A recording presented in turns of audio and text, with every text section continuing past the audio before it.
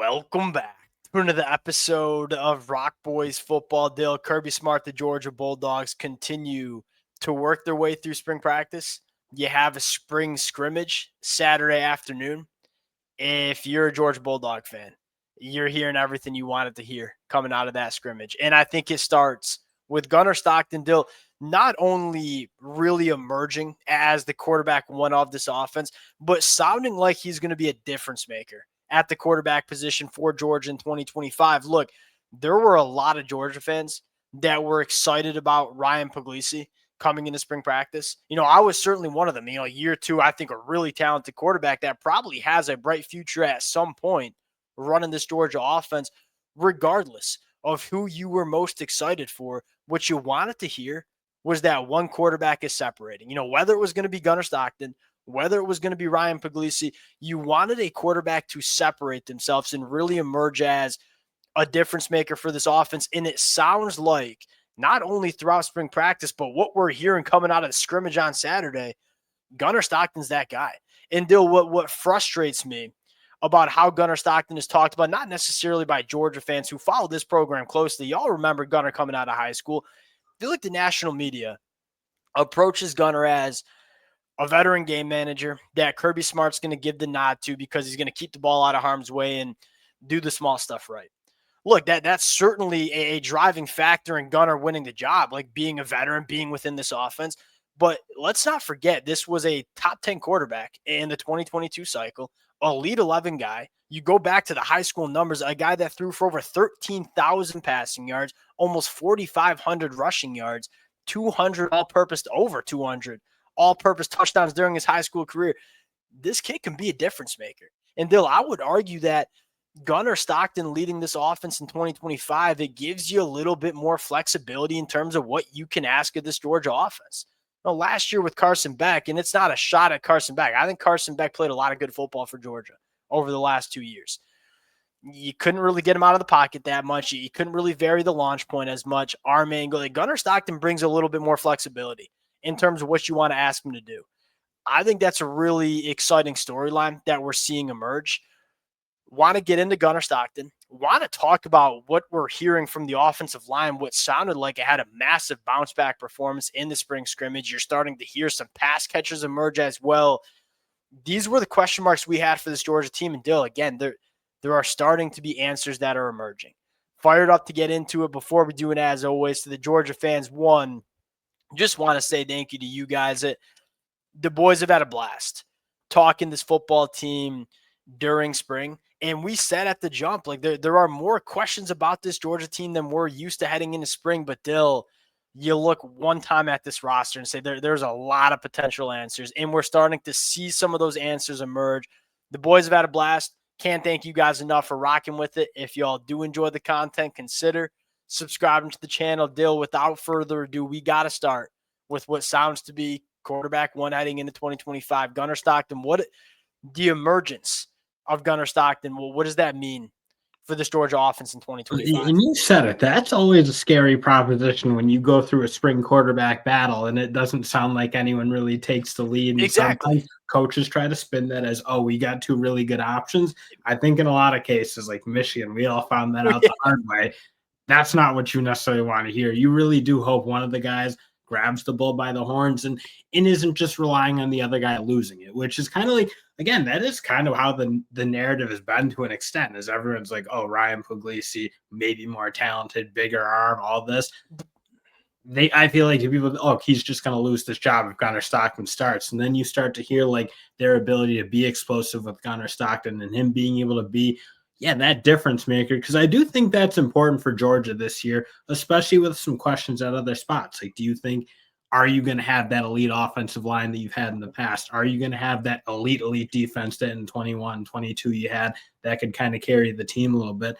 Yeah, those things are still like to be seen, if you will. If you have a really great quarterback, I do think that can cover up some other areas. It makes your margin of error a little bit smaller. Like Exactly. You can get away with some other things. And Dill, I'll say we're hearing some intriguing things about the offensive line. We're going to get to that. But I think we both agree to hear Gunnar Stockton winning this job, not just because he's the veteran, but because he's elevating this offense is huge because you're hearing explosive plays. Like that was the name of the game for Georgia in that spring scrimmage. That's the fundamental thing we need to see from Georgia in 2025. Let's get to the offensive line, which I think is very intriguing. And the most intriguing piece of news, Juan Gaston, who I am a massive fan of as a true freshman, getting some run at guard.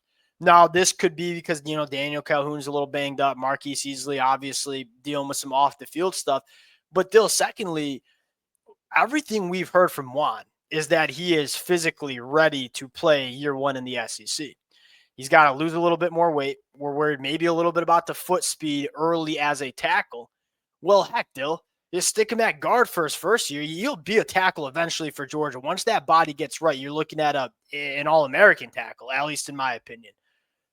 It excites me for two reasons. One, it allows you to maybe get your best five on the football field. I think Juan Gaston can be an extremely good guard for Georgia.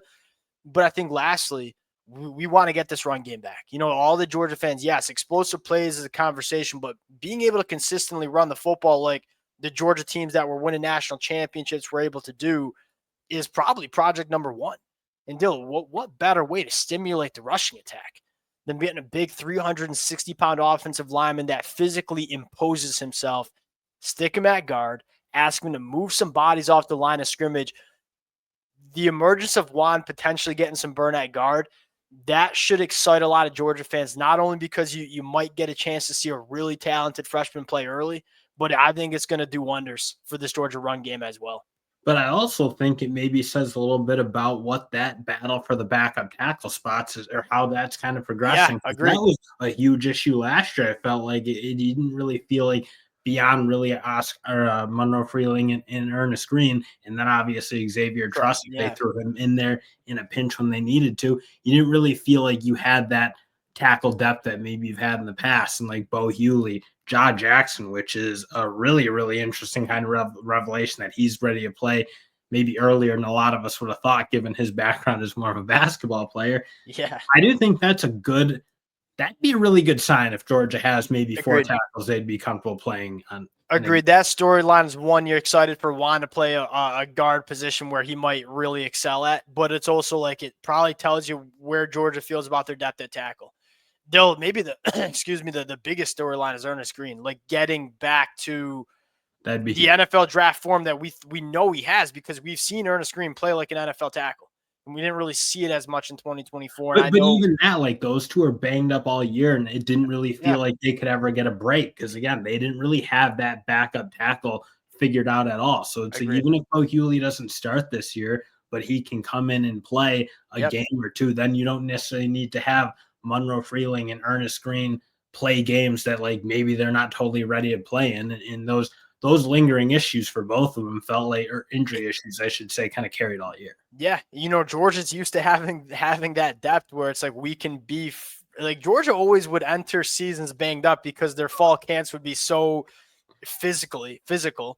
But then like the depth of that roster, they'd always be like pretty dang healthy as it got time to, hey, we got to start winning the college football playoffs. You didn't really get that because the depth on the offensive line probably wasn't where it needed to be. It sounded like they got their butts kicked a little bit a week ago in the scrimmage. You heard a rebound this week, and I think that's exciting because we all know the bodies Georgia's rolling out on the defensive line.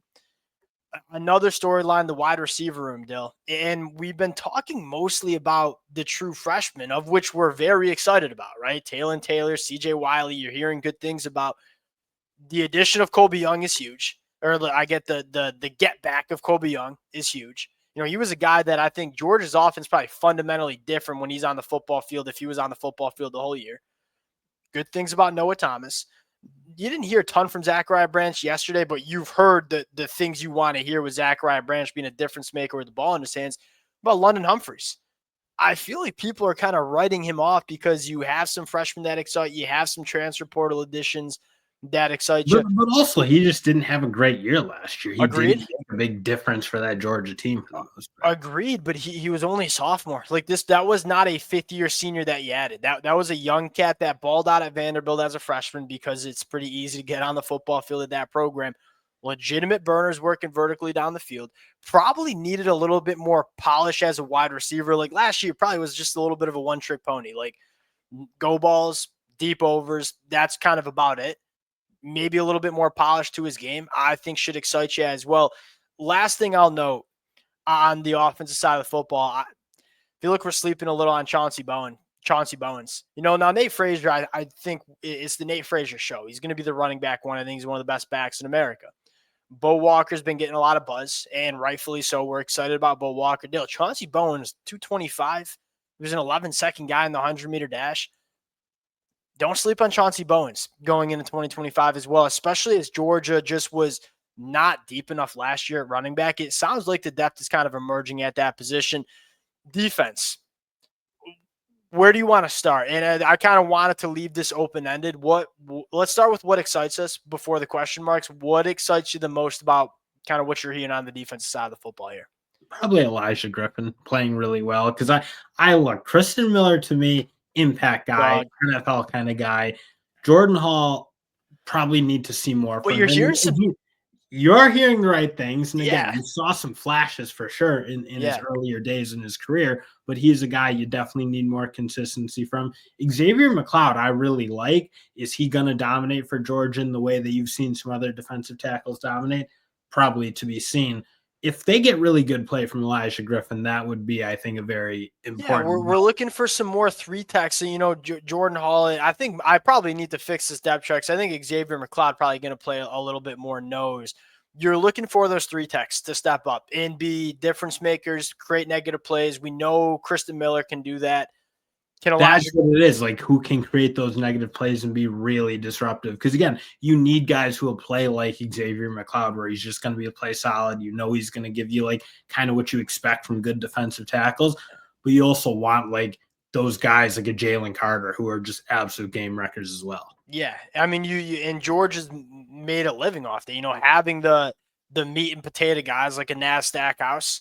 But then we also need the Jalen Carter kind of guys. And Kristen Miller, we think, can be that guy. We've seen it from him. And can Elijah Griffin do that as a freshman? And one thing I'll say about Elijah Griffin, as physically gifted as this kid is, like just a box checker at the 3-tech, wired the right way too. I think he's a really impressive young kid.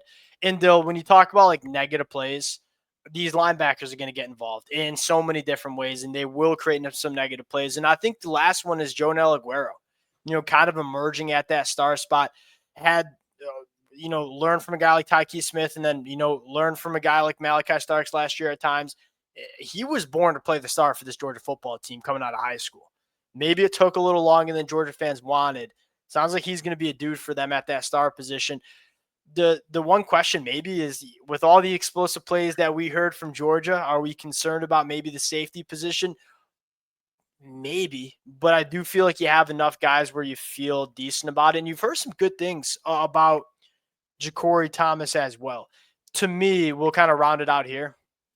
This defense is too big, too fast, too athletic, too talented to not be a very good unit for Georgia. And although some guys haven't played a ton of football, it feels like it's going to be a really good defense, because you can't give Glenn Schumann and Kirby Smart this much talent, especially at the linebacker position, and have question marks about it. We'll close it out there. Appreciate you guys rocking with it. If y'all do enjoy the content, consider subscribing to the channel, and we'll talk to y'all later.